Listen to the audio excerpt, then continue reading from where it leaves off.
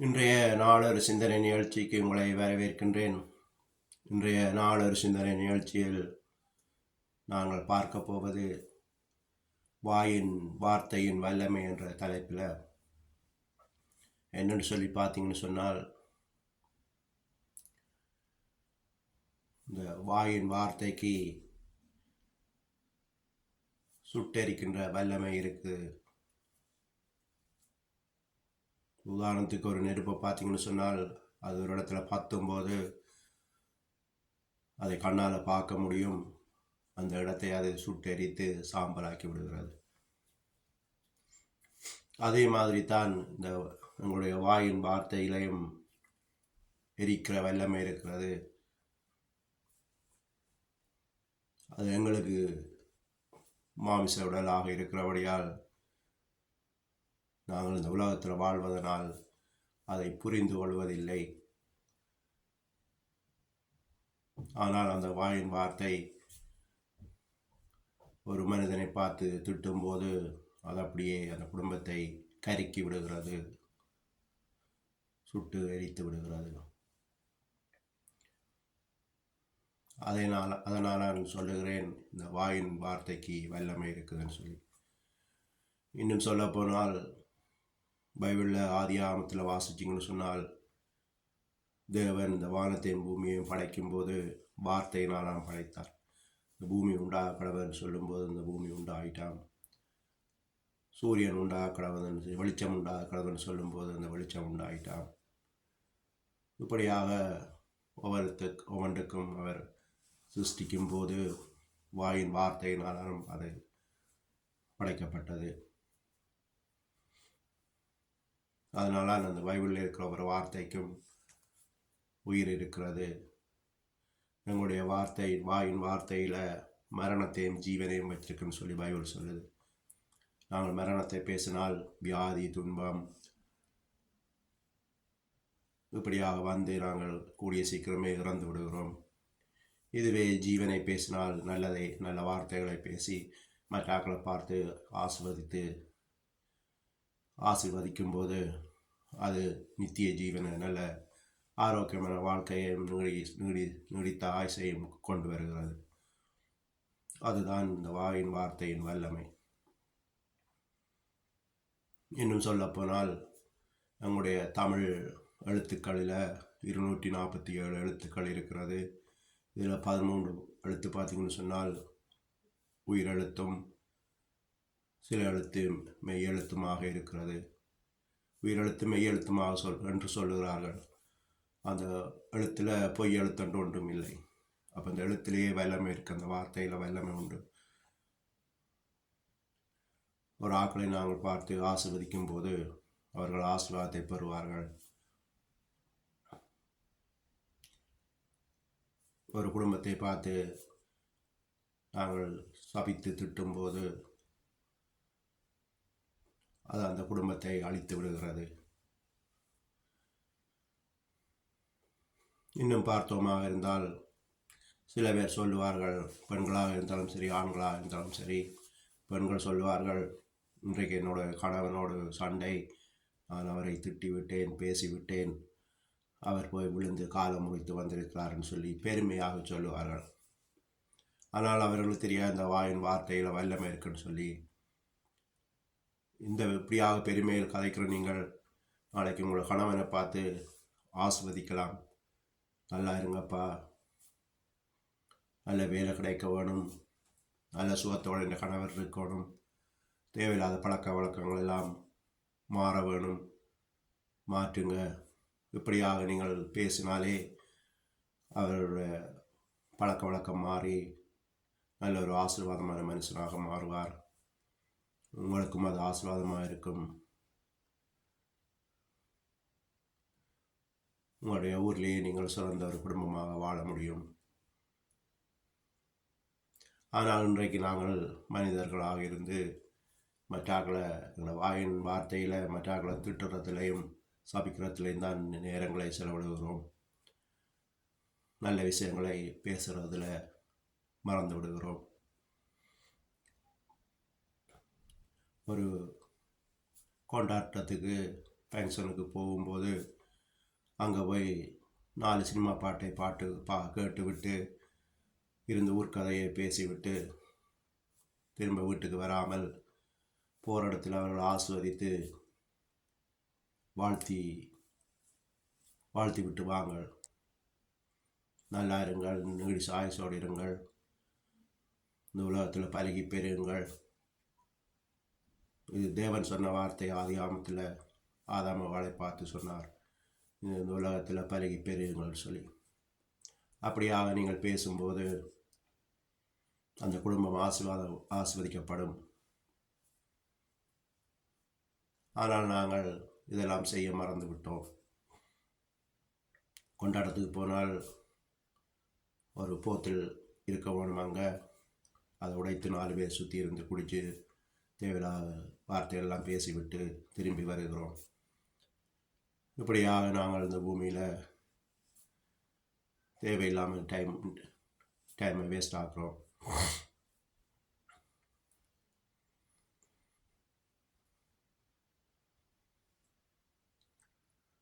குறிப்பாக இந்த கணவனை இழந்திருக்கும் பெண்கள், உங்களுடைய வாயின் வார்த்தையின் வல்லமை உங்களுக்கு தெரியாது. நீங்கள் நினைத்தால் உங்களோட குடும்பத்தை மாற்ற முடியும். ஒருத்தர் சேர்ந்து உங்களோட குடும்பத்தை மாற்ற முடியும். 4 பேர் சேர்ந்தால் உங்களோட ஊரை மாற்ற முடியும். 10 பேர் சேர்ந்தால் இந்த உலகத்தையே மாற்ற முடியும். அந்த அளவுக்கு அந்த வாயின் வார்த்தையில் வல்லமை இருக்குது. நாங்கள் ரூமுக்குள்ளே கதவை பூட்டி போட்டு மௌனமாக இருந்து தேவனை நோக்கி விண்ணப்பம் செய்தால் அவர் எங்களோட தேவைகளை சந்திக்கிறாராம். எங்களோட செபத்துக்கு அந்தரத்தில் செய்கிறதை பிதா வெளியரங்கமாய் உதவி செய்யணும்னு சொல்லி பைபிளில் வசனம் இருக்குது. அப்படி மௌனமாக இருந்து செபிக்கும் போது தேவன் எங்களோட செபத்தை கேட்கிறார். அதே வாயை நாங்கள் சத்தமாக எங்கள் வார்த்தையை வெளிவிடும்போது அந்த வார்த்தை பல ஆசீர்வாதத்தை தருகிறது.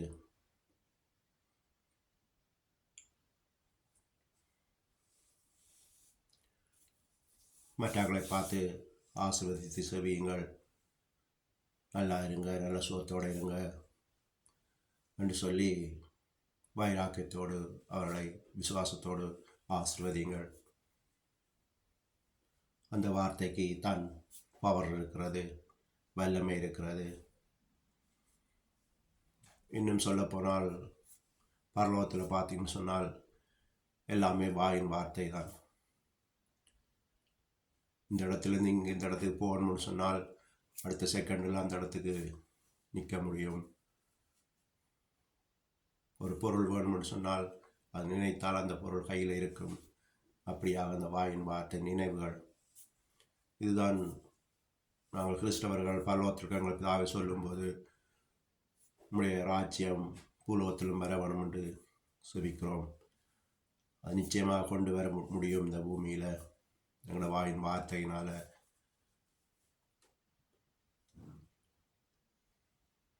சில இடங்களில் 4-5 வாலிப பசங்க இருந்து சும்மா தேவையில்லாமல் பேசிக்கொண்டு இருப்பார்கள், பிரயோசனம் இல்லாத வார்த்தைகள்.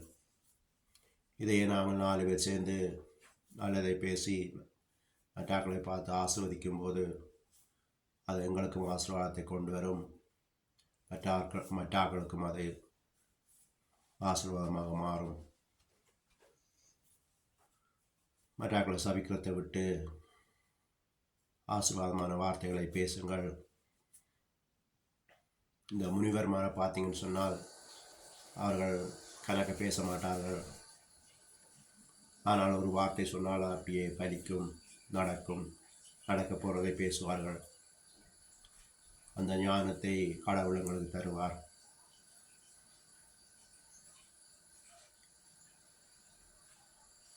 என்னையெல்லாம் பார்த்தீங்கன்னு சொன்னால்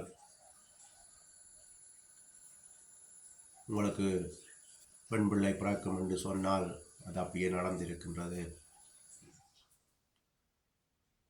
குழந்தை இல்லாதவர்களுக்கு குழந்தை உங்களுக்கு கிடைக்கும் என்று சொன்னால் குழந்தை கிடைக்கிறது. அந்த இடத்துக்கு வாயின் வார்த்தையில் வெல்லம் உண்டு.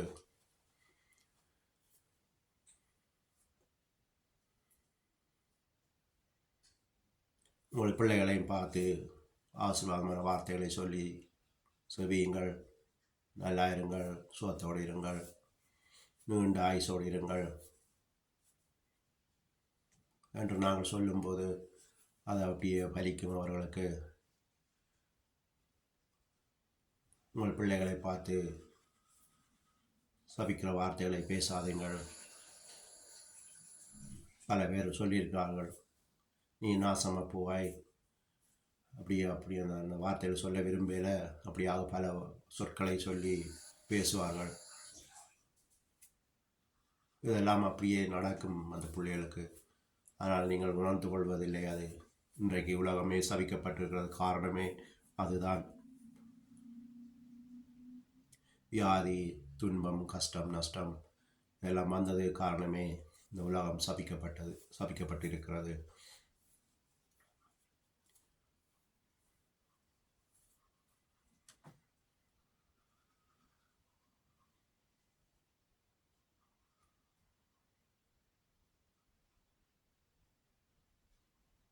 எனவே நல்ல வார்த்தைகளை பேசுங்கள். இந்த வாயின் வார்த்தையில் வல்லமை உண்டு.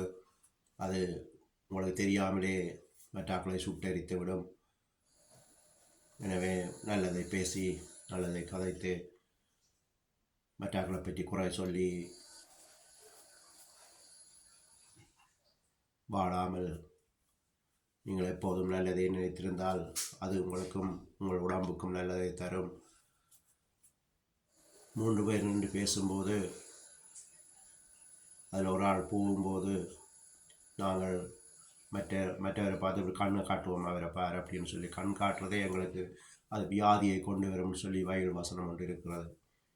அப்படியாக நாங்கள் கண் காட்டுறதுக்கே அது வியாதியை கொண்டு வரமாக இருந்தால் நாங்கள் வாயினால் அதை அறிக்கை விடும்போது எவ்வளவு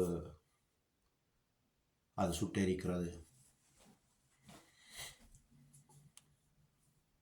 அதான் இயேசு கிறிஸ்து ஒரு அத்திமரத்தை பார்த்து அது கனி கூடாமல் இருந்தபடியால் பலன் இல்லை, அதனால் அதை பார்த்து பேசினார். சொல்லும்போது அது அந்த நிமிஷமே அது கருகி போயிட்டுன்னு சொல்லி பைபிளில் வசனம் இருக்குது. அப்படியாக அந்த வாயின் வார்த்தையில் வல்லமை இருக்குது. நல்லதை பேசி நல்லதை